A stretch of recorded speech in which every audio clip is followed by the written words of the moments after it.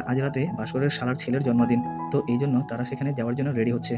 ভাস্করের স্ত্রী সুমতি বলে তাদের কোনো একটা গিফট নিয়ে যাওয়া উচিত। কিন্তু ভাস্করের কাছে গিফট কেনার মতো কোনো টাকা ছিল না। আবার আত্মীয়র বাড়ির অনুষ্ঠানে খালি হাতেও যেতে পারবে না। তাই তারা বাধ্য হয়ে ছেলে কার্তিকের প্রিয় খেলনাটা গিফট হিসেবে নিয়ে যায়। ভাস্কর গরিব ছিল বলে শ্বশুরবাড়িতেও সে কোনো সম্মান পেত না। কেউ তার সাথে ভালো ব্যবহারও করতো না। কেমন যেন এড়িয়ে চলত সবাই।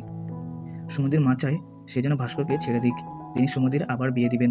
মায়ের মুখে এসব কথা শুনে সুমতি অনেক আপসেট হয়ে পড়ে। এরপরে সে আরেকটা আপসেট হওয়ার মতো ঘটনা লক্ষ্য করে। জন্মদিনের কেক কাটার পরে সুমতির ভাবি বাচ্চাদের কেক দিচ্ছিল। সেখানে কার্তিকও ছিল। সে কার্তিককে ছোট একটা পিস দেয়। কার্তিক একটা বড় পিস চাইলে সে বলে তুমি এতটুকুই ডিজার্ভ করো।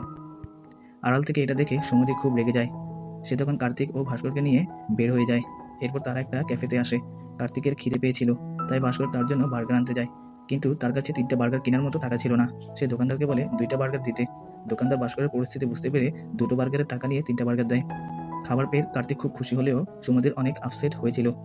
এরকম অভাব দুর্দশা অপমান সে আর নিতে পারছিল না। ভাস্কর ভরসা দেয় একদিন সব ঠিক হয়ে যাবে। এবারের মতো কোনো রকম সে সুমতিকে শান্ত করে নেয়।